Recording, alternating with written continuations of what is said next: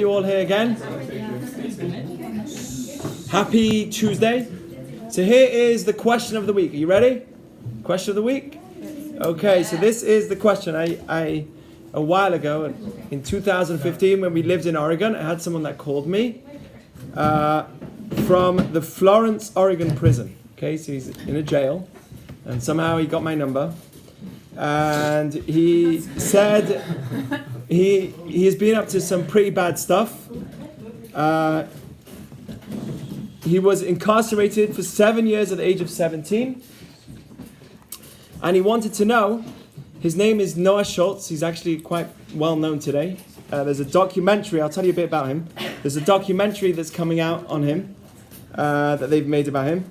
He was incarcerated for 7 years at the age of 17. And he wanted to know, he's been reading a lot of the Bible and a lot of Jewish texts, and he was very interested. So he wanted to know if Judaism, or what Judaism believes in regards to forgiveness for someone's past. He feels very, very bad about what he did. And he wants to know if the mistakes that a person makes in his life remain with them permanently, and if a person can get a clean slate. You know, make a new fresh start. And can I, according to Judaism, ignore everything that was with me beforehand? Or is that a part of who I am forever? And when I leave this world, I will be a person that, from 20 changed and came better, but before 20 I was this terrible person. Is there a way, according to Judaism, that I can make amends and clean my slate? So that was his question. And here, if you actually search online, there's many videos of him now. He's going around to different schools and he's talking about his story. So let me tell you a bit about Noah Schultz and who this guy was. I actually didn't even know about him until this week when I started doing research, and I was like, I remember this guy who asked me this question. It's very appropriate for this time of the year, Rosh Hashanah and Yom Kippur. So I looked at my emails and I see the conversation that we had. And it's this guy, I search his name and what was his story and what exactly happened to him. And I see him, he's all over the internet. So let me tell you a bit about him. On April 14th, 2009, Noah Schultz was arrested for attempted murder in Portland, Oregon. This is the story of his transformation. During his 7 years of incarceration, Noah took advantage of every program. He messaged me, by the way, in 2015. So that was his 6th year in prison. He had 1 more year to go and he was about to get out. So during his 7 years of incarceration, Noah took advantage of every program, workshop and educational service that was provided in the prison. He pushed himself not only to be better, but to challenge our perceptions of what it means to be an inmate. From a gang member and drug dealer to a college grad author and TEDx speaker, Noah's determination and spirit has launched him to success. Since his release in October of 2016, he continues to advocate for programs in youth correctional facilities and has inspired countless other inmates to follow similar paths. Noah hopes to achieve reform not only in our prison systems, but also in our nation's widespread views of how we perceive inmates and ex-cons. Noah's story is unique, but it doesn't have to be. And they just released a documentary, which you can watch on Netflix. I think they even put it out on YouTube as well, called Perception from Prison to Purpose, which is all about this guy, Noah Schultz. So he called me up and he said, what is the Jewish view on... he asked me some other questions, but this question was one of the questions he asked me. What is the Jewish view on getting a clean slate and forgetting your past? Even if you attempted to murder someone. Or what happens if you actually did murder someone? Will Judaism be able to forgive you? Like what will a person be able to do in that situation, right? So let's see the whole process. I didn't answer him like this, obviously, because I do not have the whole Torah in my mind, but I definitely gave him some of these ideas. I put it all together, and it's going to be a lesson for Rosh Hashanah and Yom Kippur. It's really inspiring, okay? So the answer was yes, for sure. That's definitely what I told him. And according to Judaism, there's always hope for Teshuva. There's no such thing as saying, I cannot return no matter what I did. Even if you did the worst things that you can imagine. Now, it reminded me, and this was a story that reminded me of the famous Rabbi Yisrael Misalant. Right, we had someone called Izzy on our trip, so he's actually a relative of this rabbi, Rabbi Yisrael Misalant, and he was once walking home. Famous story about him. He was walking home, and on his way home, he sees somebody very late at night. He was studying Torah till extremely late at night, and on his way home, he sees there's a shoe store that's open, and there's somebody working in the store, and he looks in. He knows who the guy is, and he says, "What are you doing? So late? How are you working so late? Why are you working so hard till so late?" You cared about him. So the man said to him, "My candle is still lit. My candle is still alight, and as long as my candle is lit, I can always continue to fix my shoes. As long as the candle's lit, I can fix. As long as the candle's lit, I can fix." And Rabbi Yisrael Misalant walked home saying those words. As long as my candle is lit, I can fix. As long as he kept saying those words. And he said that is a message to our life. We are considered, according to Judaism, ne mitzvah v'torah or, a person is considered like a candle. A neshama is compared to a light of a candle, and we are compared to a light of a candle. And he said, as long as I'm alive, I can fix. As long as I'm a light, I'm lit. As long as I'm alive, I can fix myself. The minute I'm not alive anymore, I can't fix myself. Otherwise, why am I here?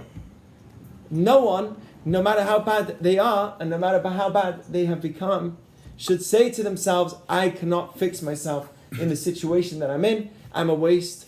I'm worthless. I have no use. If you're alive, something wants you to be alive, and that has an ability to fix. And that is a famous story, but it really kind of tells us that no matter where you are, you can always fix yourself. If you're alive, you can fix yourself. So, here is the proof that according to Judaism, we can always fix ourselves no matter where we come from. Okay? The first thing is, according to Jewish traditional teachings, listen to this, Teshuva, right? Does anyone know what, by the way, Teshuva literally means? What does that mean? Return. To return. What else does it mean? There's another root of that word. Sit. To sit. Teshuva comes from the word leshev. Shev means to sit. Why? Why is returning or self-improvement, becoming a better person, why does that have anything to do with sitting? Does anyone know? Because you're more grounded. Because you have to be like modest. This guy sat in prison and he went through Teshuva. He said, okay, I want to come back again. Right? But why is that? You learn while you're sitting? Right, when you're sitting, you're willing to listen. You're pensive. Yeah. The worst, although the stage where you're most likely not going to come out of your rut, from your mistakes, from your problems, is if you're busy all the time. Okay? If you are busy with something all the time, for instance, you're busy with your phone all the time, then you're not going to have time to think. This is a message that actually we learned from Pharaoh. And he saw that the Jews said, hey, let my people go. Moses comes to Pharaoh and he says, let us out. So he's like, oh, these people are thinking, they have time to think. We must enslave them more. So you know what we'll do? Instead of giving them the stones, we're going to make them go and get the stones themselves. Like, we're going to give them the hay, and they're going to make the stone. We'll give them extra work. If from now they were working from morning to night, they're going to work at night as well. They have time to think. When you have time to think, that's when you can start seeing where you want change. If you don't have time to think, you can't see where you want change. Make sense? Okay, so that's why Teshuvah, returning or improvement, means that you have time to think. If anybody here is in something that needs improvement, and everyone is, because we're all human and we all make mistakes, and I'm going to be talking about that, in a relationship, right? In a relationship with your spouse, in a relationship with your work, if you want it to work in a good way, you need time to think. If they're making you work too hard and you're not having the time to reflect, or you're making yourself work too hard and you're not allowing yourself to reflect on the situation that you're in and the work that you're in, maybe you will never be able to change. Right? And the same with a relationship. If the relationship is very demanding, it doesn't give you that space where you can always look at yourself and say, okay, where am I? Or you can sit with somebody and listen and hear and sit and think about what my situation is. You may never be able to get out of the place that you're in. The first rule to growth, even before that you recognize you have a problem in the first place, is to actually have space and time to think about if you have a problem. When people are too busy, that's when they don't have the time to actually make the amends. Okay? So, here is a great traditional teaching.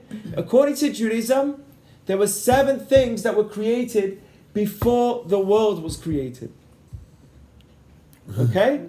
7 things that was created before the world was created.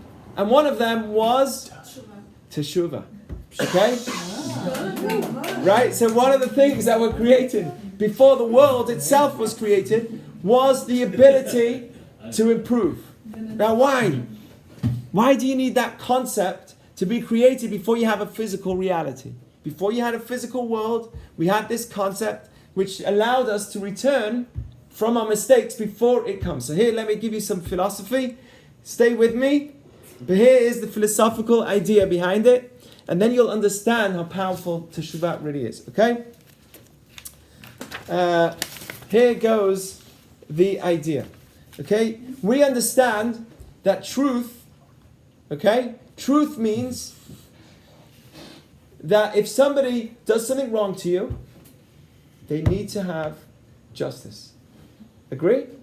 Truth, and a good lawyer would say, he did something wrong, he needs to get in trouble. She did something wrong, she needs to get whatever they deserve to get for their mistake. And there's an inner, deep sense within us which says, they did something wrong, truthfully, I want them to get what we call din. I want them to get judgment. Okay? Now, according to Judaism, if you lack truth, you are lacking spirituality, because God, from Jewish understanding, is absolute. So he's absolute in his truth, and he's absolute in his din. There's no leeway in the judgment, right? In the justice that needs to be served. If that means that if somebody steals, theoretically, immediately after you steal, the punishment should come. Okay? If you steal money, immediately after you steal, you should feel the repercussions of the theft. Agree? In a just world, it should be like that. And if this world will be fully just, it would be like that. But why is that a problem? What if it was a mistake? Well, if it's a mistake, it wouldn't happen. I'm talking about if you purposely went and did something wrong, according to Judaism, theoretically, justice should be served immediately. Go for it. If justice was served immediately, no rational person would act wrongly in the first place. And so Right? That would remove free will. If immediately when I steal, I lose, my bank account loses all its money, will I ever steal again? Yeah. If immediately after I give charity, right, immediately my pocket gets filled with money because I gave charity, will I ever have doubts to give charity again? I will know that as soon as I give it, I get more.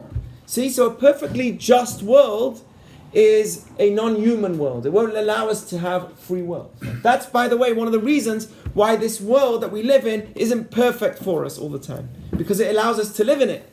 If it was, okay, you with me in the Jewish philosophy? Okay, so the idea really is here that if truth is absolute, and with truth you should have judgment straight away, okay, then there would be no room for Teshuva. There would be no room to return and to improve yourself. There would be no room to say, oh, I made a mistake, I want to improve. Because immediately after you do what's wrong, you get the repercussions of what you did was wrong. Right? So you'll never have room for Teshuva. Teshuva is a big part of being in this world. So in order to be in this world, a certain sense of rachamim, mercy, and patience needs to be put in place so that the world can be allowed to exist freely, so that it wouldn't feel the repercussions of the actions straight away. Does this make sense to everyone? Okay, so that is really the idea why we have Teshuvah that was created, repentance or being able to return was created before the creation of the universe. Now, what does that teach me about Judaism? if Teshuva, returning, was a thing that was created before you, if it was a thing that was created before physical reality, what does that teach me about Judaism? Came before everything. Sorry, what? Came before everything. So therefore, what does that tell me about me? What should I say about myself? What does that mean? What does that mean in God's mind? Or eternal. It's part of my core that what? You have to work for something. That I have to work. It's part of my core that You'll make mistakes. I'll make mistakes. Do you realize what this means? That according to Judaism, the first thing was, you will make a mistake. Then I created the universe. Whoa! Right? You are, according to Judaism, it's known to Judaism that you will be a failure. Because no, not that you will be a failure of living. No, but you will make failures in your life. You will make mistakes. And it's actually a fact which was given to us before the creation of the universe. That is crazy. Now, what else does it tell me? If you will fall, and that's something which was known to us before we were created, what else does that tell me about us? What happens if we do make a mistake? How should we feel? Eitan, how should we feel if we make a mistake? We should feel bad. Guilty. No! We should feel like we thankful for the opportunity to learn. True. We should feel thankful for the opportunity that I actually have Teshuva. I have the ability to return. Right? Not only is it normal for me to fall, and that was the beginning of my creation, but it's also it's a normal thing. Like, it's okay if you make a mistake. Wow, that's another whole, right? No, which rabbi has told you that before? Right? And this is real beginning of Judaism, that it's normal for you to make mistakes. This is normal. That you will fall because you're human. And failure is part of human free will. Is that we have desires and we fall. That's normal. But we claim from ourselves too much and we demand from ourselves too much. And that's why I think many people say, I don't like Judaism, or I don't like religion at all. It's because you think in your mind, it just thinks I'm a failure all the time. No, it doesn't. And we're going to see even more how it doesn't think you're a failure. Here goes a bunch of statements, and then I'll take your question, which proves that Judaism does not think you're a failure. Here's Proverbs 24, look what it says. Ki sheva yipol tzadik v'kam. A righteous person will fall 7 times and then get up. Fall, get up, fall, get up, fall, get up. That's a righteous person. What does that mean? It means that to be righteous doesn't mean never to fall. It means that when you fall, you have to get up. That's true. And also it means to be righteous, You have to fall. you have to fall. Do you know why? I'll tell you why. Because it says, Ki sheva yipol tzadik. It doesn't say, Ki sheva tzadik yipol. It says, for 7 times, fall will a righteous person do. It doesn't say 7 falls, right? A righteous person is 7 times before he even falls, he's righteous, right? Ki tzaddik, it waits first. It says first he falls, then he's a righteous person. Now that's a very profound statement, meaning again, it's normal for you to make mistakes. That even righteous people, you can't be righteous without falling. That's a profound statement. Here goes the next one. Right? What does it say, by the way, about the wicked people? Yikashlu bera'ah. They get stumbled, they get stuck in bad.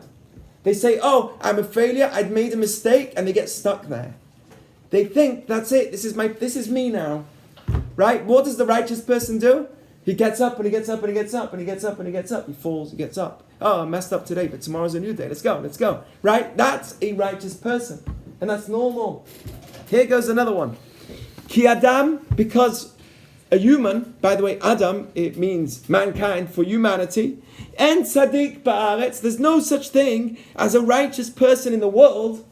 There's no such thing as a righteous person in the world. Asher yaseh tov v'lo yechata, who does good in this world and won't sin. How is that for a profound statement? There's no such thing as a righteous person in this world who does good and does not sin. This is Kohelet, again, a statement in the books of the Torah, of the Tanakh. Okay? And here again, it says clearly that the more righteous you are, the more likely and the more possible it is for you to sin. In fact, it's not possible for mankind to make you righteous and a good person and not make a mistake. Okay? Here's another one. What do we say in Yom Kippur? Do you want to know what we say in Yom Kippur? This is how we end off the private prayer, the silent prayer on Yom Kippur. Here, let me just read it off for you. Elohai, my God, ad shelo netzarti eni kedai. Before I was created, it was probably better that I wasn't created. But now that I am created, I don't know. Afar ani b'chayai sounds quite depressing, but some people go through these thoughts. Afar ani b'chayai, I am like dust in my life. Kal v'chomer b'mitati. What am I made of physically? Dust. All the more so when I die. I am like a vessel that's just filled with embarrassment. Okay. But look what he says here. But I need to promise to you that I won't do this again.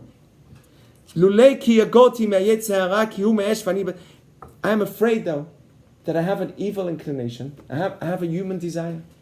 Right? And the desire in me is as powerful as fire. And anyone who knows, who's been in temptations before, knows that your desire for that good chocolate cake is as powerful as fire. Okay? And I'm not just talking about cakes. Right?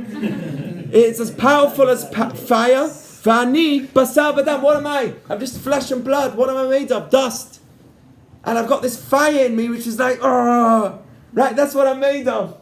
And I don't know. I don't know what's going to be with me. That's what we say in the prayer every single year. We just, no one knows the Hebrew. What a shame. And everyone's too lazy to look at the English. V'lo uchalo. Or they're busy looking at the clock saying, when can I go to the bathroom next? You know? When can I eat? Or when can I eat?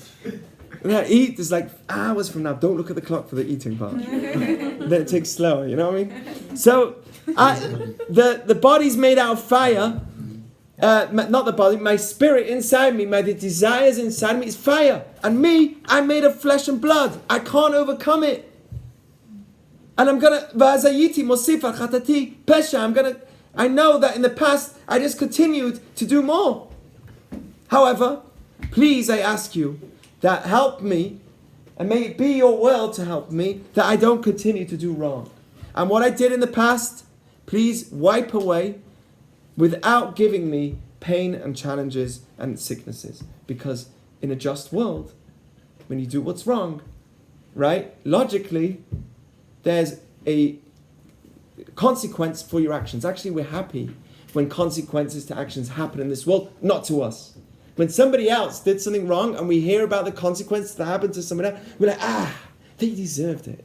Right? Why do we talk like that? We shouldn't. We'll see why we shouldn't. But we talk like that. You know why we talk like that? Because deep down within us, there's a good part of us which says we need justice in this world. It's not a bad thing that we say that.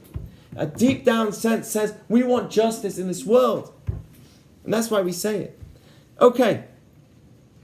But get the idea that the whole concept of Teshuva was created before the world was created, which means that it's normal for you to fall. It was expected for you to fall. And that's part of human lifestyle. Wow, that's a whole new process. Okay, look at this. Let's continue.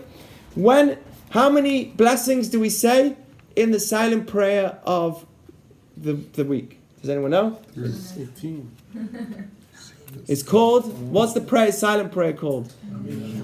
Shmona Esrei, okay? Which means 18. There's actually 19 blessings. We won't go into the reason why there's one more, okay? But there's officially 18 blessings, which one more was added later on in time, okay? Shmona Esrei means 18.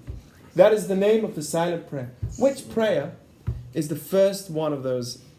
The first request that we make. What's the first request? We ask for many things. We ask that, we should have justice in the world. We should have peace in the world. We ask for many things in the prayer. What prayer is asking? What is the first part of the prayer? Does anyone know? Intellect. What's the first one? Intellect and knowledge. Knowledge and intellect. We should have the mind. We should have the right. I should be normal. I shouldn't be a weirdo. Right? I shouldn't do funny things in public or whatever. Right? I'm trying to make you laugh. Right? I should have a brain that works. Right? There's some people out there who really, I don't know. Right? So you gotta pray that you have the power to think right and to be healthy, both socially and intellectually. It's not good enough to be a wizard, right? A genius. You've also got to be socially a genius. That's also a wisdom. So you want to pray for that, and you want to pray for wisdom. Then after that, we pray for Teshuva. Okay, so the second blessing, the first blessing is for wisdom in the brain. The second blessing is Teshuva. Does that make sense? Which one should be first? It makes sense? First you want brains, and then you want Teshuva. First, let me do what's right, and then let me have let me have the brain. Why do you think it's done in that order? It makes sense. Why do you think it's in that order? So you know to return. You know. Okay, you have the right sense of mind to return. It's not good enough to say, oh, I want to improve. Because some people say they want to improve and they go straight back into the place that they were in beforehand. Or they go into another place which they think, they have this illusion that this is the best right position that I'm going to be working, and it's just as bad.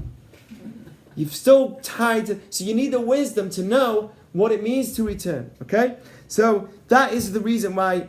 But what else? There's another question. There's another question that you should have. Why is this part of my prayer? Why is this part of our prayer? What's the question? Why is this one of the prayers of the 19 prayers? Does anyone know the question? What is the question? There should be a question to you right now. Is everyone bad? What happens if you've got a good dude, like a very holy man who's just praying all day? Why should he say that prayer? Everyone says this prayer, by the way. Right? I mean, all the religious people. Right? And the people that come into shul once in a while and luckily find that place. Right? So everyone says this prayer. Good, not as good, perfect, not perfect. Everyone is saying this prayer. Is everyone why is everyone saying it? Has everyone done something wrong? What happens if you didn't do anything wrong? Are the good ones praying for the bad ones? There's a way of saying there is a truth to that because it's in plural. It's written in plural.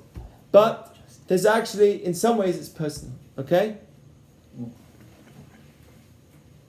Go on. Well, we already covered that everybody makes mistakes. Everyone makes mistakes. Okay? So I'm going back to that point. It's normal, according to Judaism, for you to make mistakes. Actually, in Adam, there is no human in this world that doesn't make mistakes. Even religious people? Yes. And we're going to talk about how those mistakes are actually very dangerous. Okay, yes? Earlier you said the righteous people are the ones that make the more mistakes. Well, it's more... Is that what you were saying? It's more likely... Something along those lines. That they're more likely to make mistakes? Yeah, because the higher you go, the higher you grow, the more likely it is for you to fall. Okay? So, if it's like climbing a mountain, right? The higher, or climbing some... Right? The higher you climb, the more likely it is for you to fall, because now you've come so great. When you do anything small, you see this religious guy in the club and he's like, whoa, you're like, what's going on here? Or you're in the casino and you see this Hasidic or religious dude, right? Like myself, in a casino, you'll be like, Rabbi, what are you doing here? No way. Right? And I wouldn't go. Honestly, I wouldn't go. But I'm just saying, if they should make a new if movie on it, right? If it's not gonna happen. I have walked into the casino in my previous life, but I'm talking about from the rabbinical. Okay. You're not allowed to gamble? That's okay. No, but it's not my. First of all, we don't gamble, and second of all, it's not the best place. Yeah, we shouldn't really gamble. Next week's question. Yeah, you should do that. Interest in gambling. Jews charge interest. Okay, let's continue. I want to show you another statement. Another statement, I'm going to translate it from Hebrew. Another statement that was written by Rabbeinu Yonah, one of the Rishonim, that was written well over 1,000 years ago. Listen to one of the things he says, okay? He says, this is the greatest gift that mankind was given. Right at the beginning, his introduction. One of the greatest gifts of goodness that was given to mankind was that they have a path and a place that they can always get out from their rut and their mistakes. You can get out of your mistakes, your sins. Okay? And he shows us the way. We have a direction, we have a path which shows us the way. And he says, if you increased and if you continued in your bad ways, no matter how far you've gone, lo sa'agar ba'adam daltei teshuva. The doors of teshuva never close. No matter, even if we're talking about, you may think we're talking about someone who just did it one time and then, no. Even if he's done it his whole lifetime, and we're going to see about that, the doors of teshuva never close. As it says, shuvu la'asher he'emiku sara. As it says, return even to those that went deep, deep, deep down into the depths of trouble and mistakes.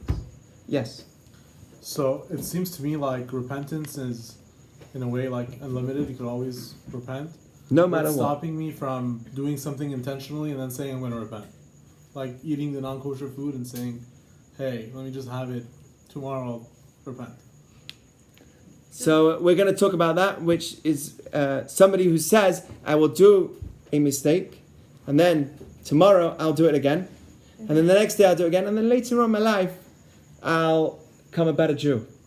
Okay? What does the Talmud say about that?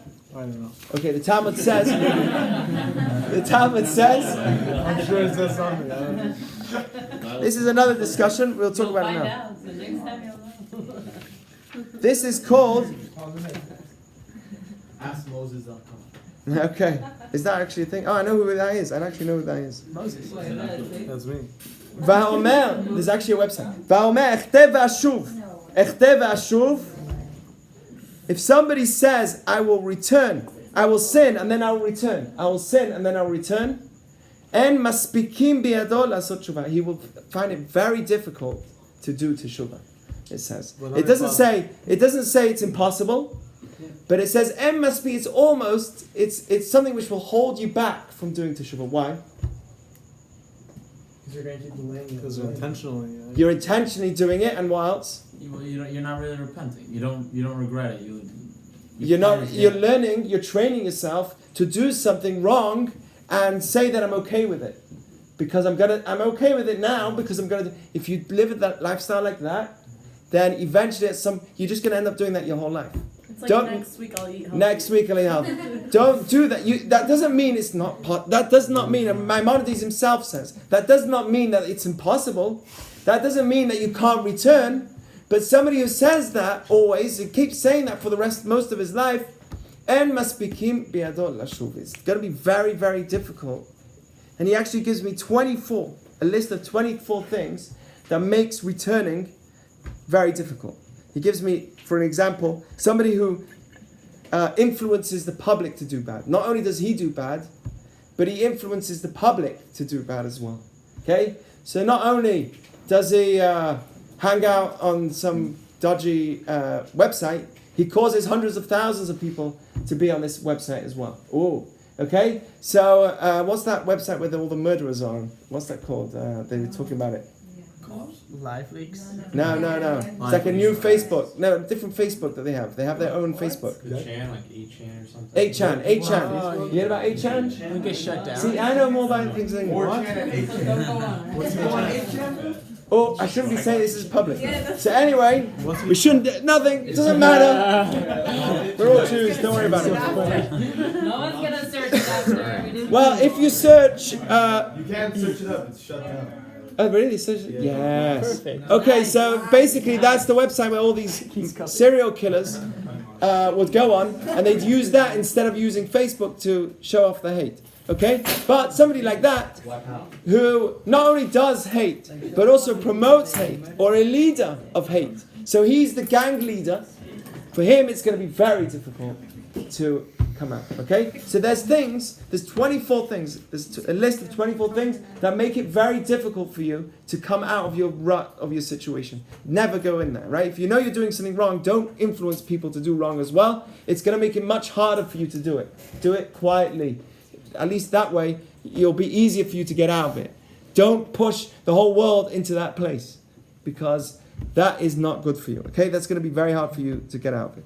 Okay, there's many others. Somebody sees his children doing something wrong, and he's like, "Dude, well done, bro." Right? You know these parents that they encourage their kids to do things which are completely out of place. Right? So that as well, it says, is that's something which will stop the father or the mother from ever returning. Why? Because you're now teaching your child, your offspring, that which is closest to you, to go in that path. How are you ever going to get out of it? That's something which you're teaching your own children. So there is another case where it's very hard for you to improve, but it's not impossible.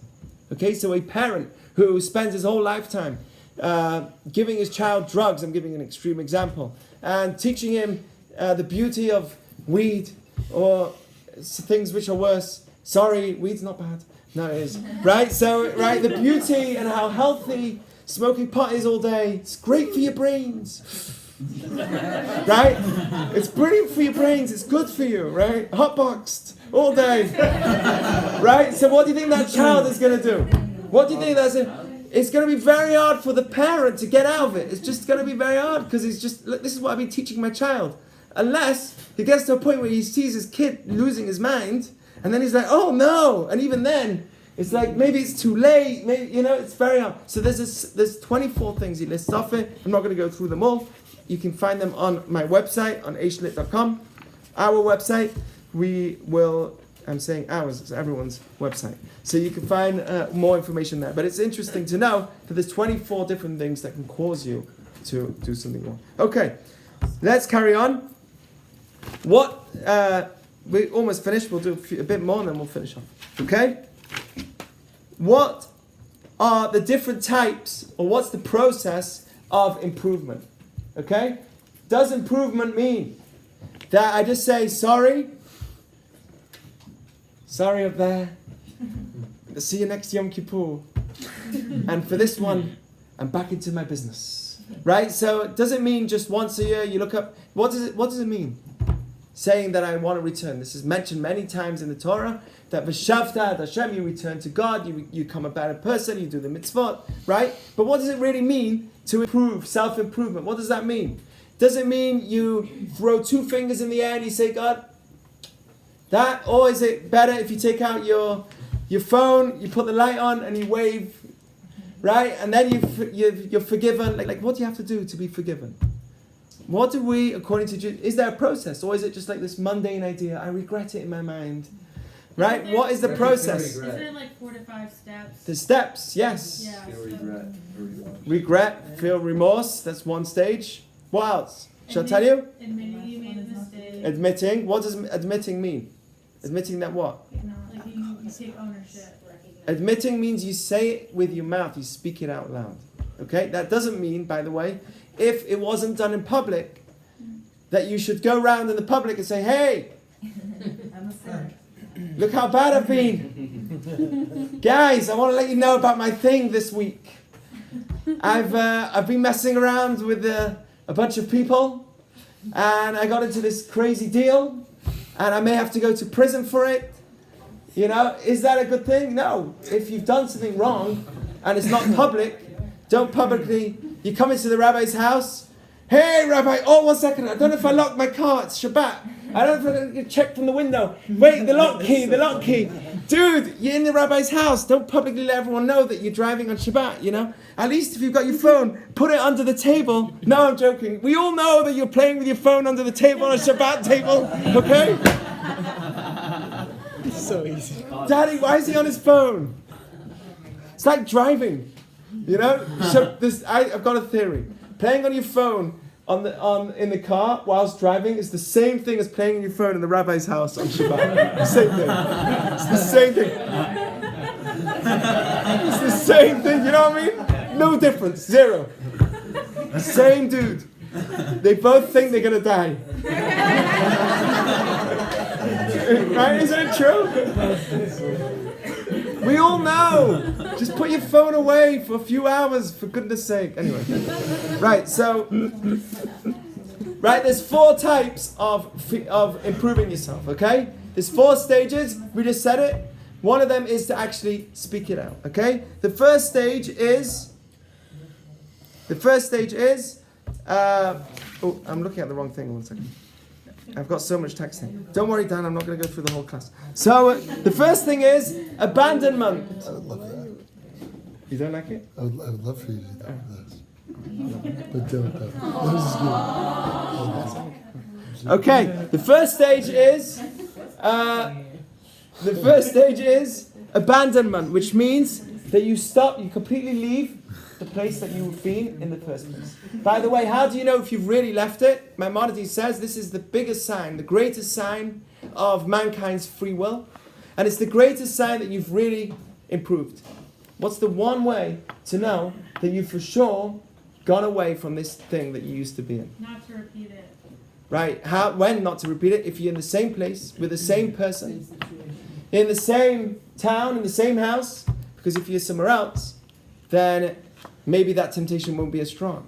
If you can only really know if you're in the same place as you were, and in the same situation, and you still say, I'm not doing this. Okay? Then you know, in that perspective, in that time, Maimonides is actually talking about with a forbidden relationship with another person. Okay? So somebody who's married or somebody that you're not allowed to be in a relationship with, and you come to the same situation and you're able to just completely walk away.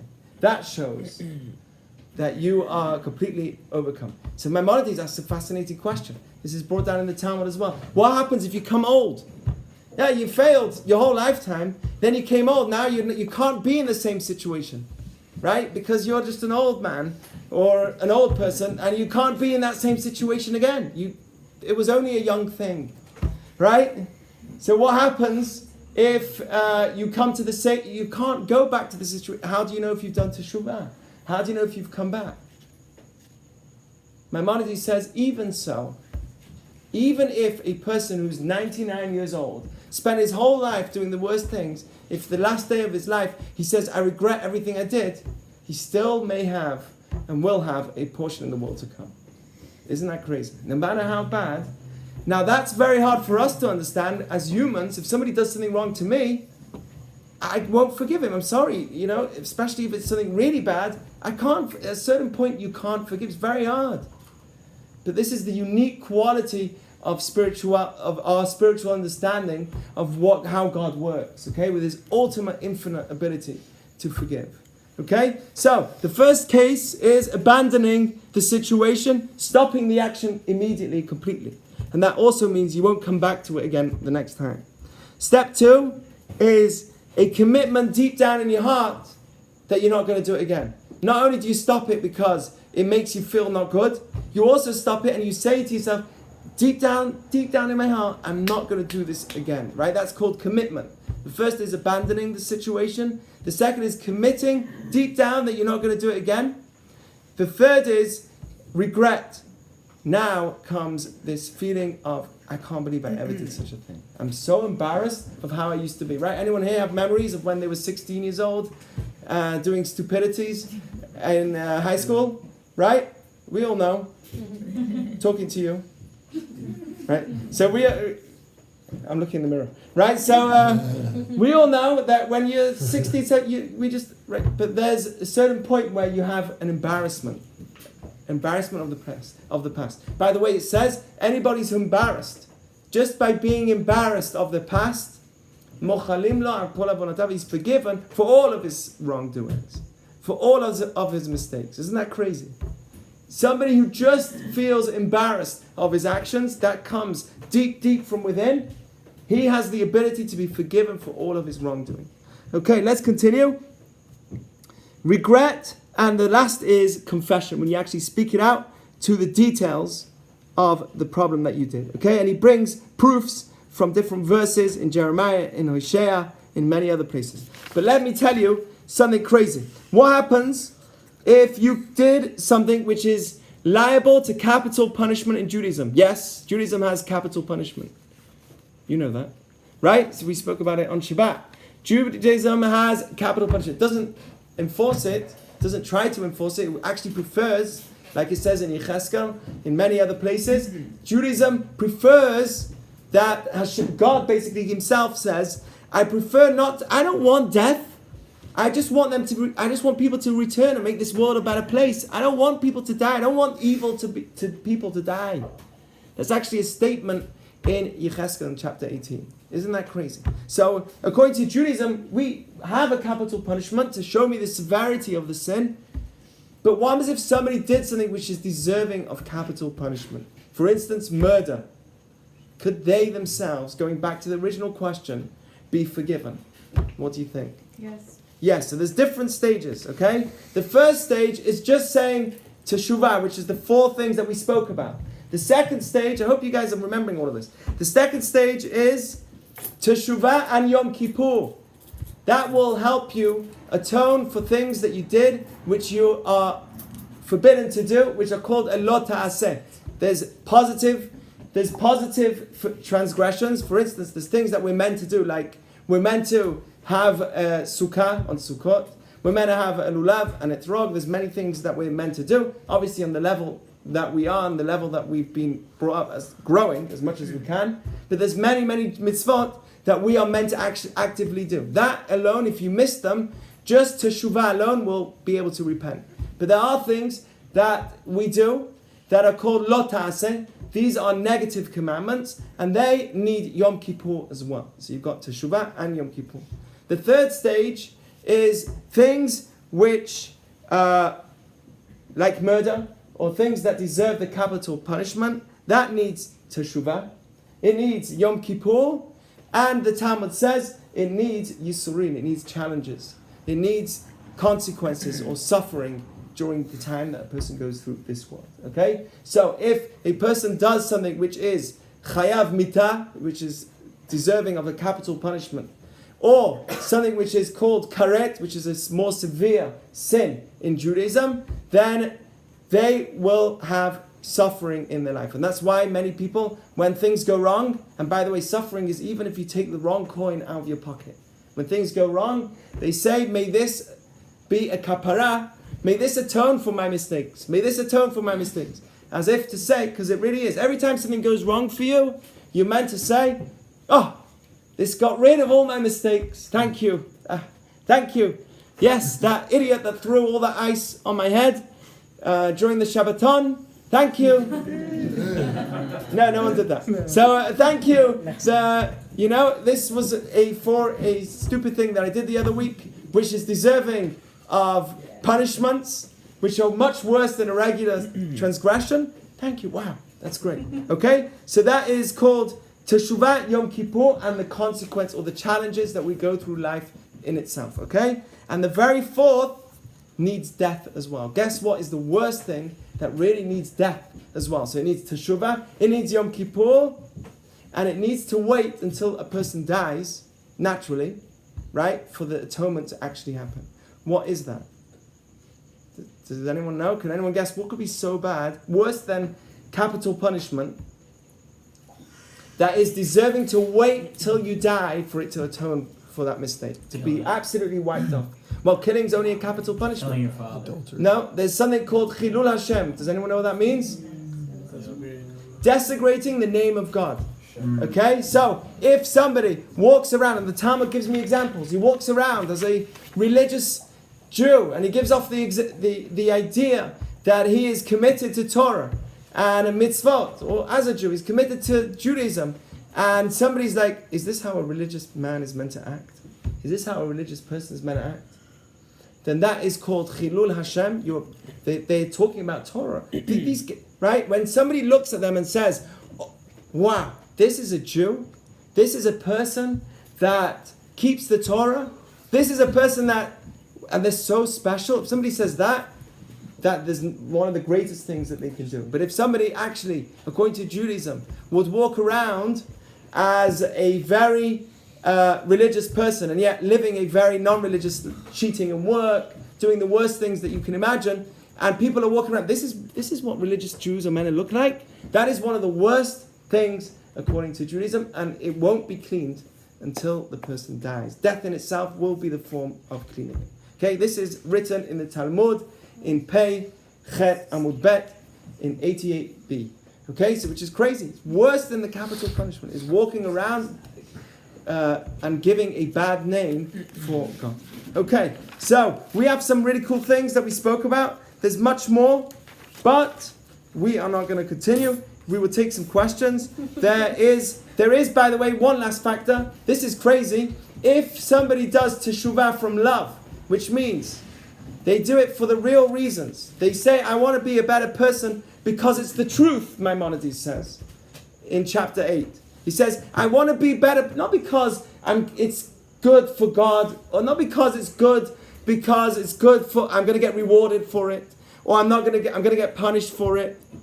That's not the ultimate level. That's important too. That's called lo lishma, not doing it for the right reasons, but it's good. That's called doing it out of fear. If you do it out of love, Teshuva mi'ahava, listen to this, then all the mistakes that you did in the past will actually be considered as if you did mitzvot, as if you did good deeds. So you ate that pork, right? And not only do you say, I regret it, but I actually understand the truth of the Torah, and I don't want to eat it. Actually, you were eating eggs.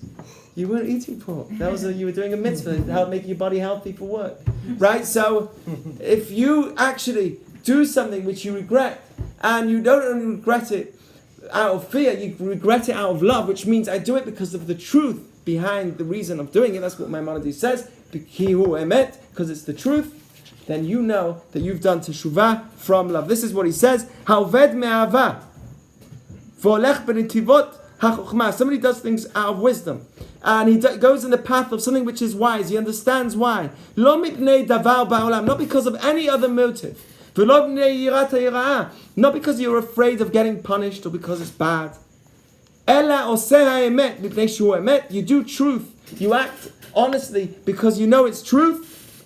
And you understand that good is going to come out of this, then that's called Teshuva me'ahava. That's called doing Teshuvah from love. You're not doing it because of any other reason. And that would actually transform any of your wrongdoings into good doings. Okay? Makes sense? There's some other great statements here. It's a bit too long. I don't want to keep you.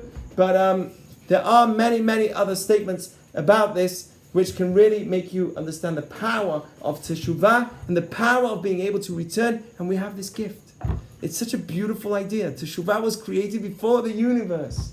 That's the most powerful, profound statement that you can imagine. It's normal to fall. It's normal to make mistakes. No one should judge you for it. And the only person that can improve is yourself. You are human. You have free will. You have the ability to change. And that is the message of Rambam, of Maimonides, of Judaism, of Torah, and of Teshuvah in general. Okay? Any questions or thoughts? Any ideas? Okay, thank you for listening. Thank you.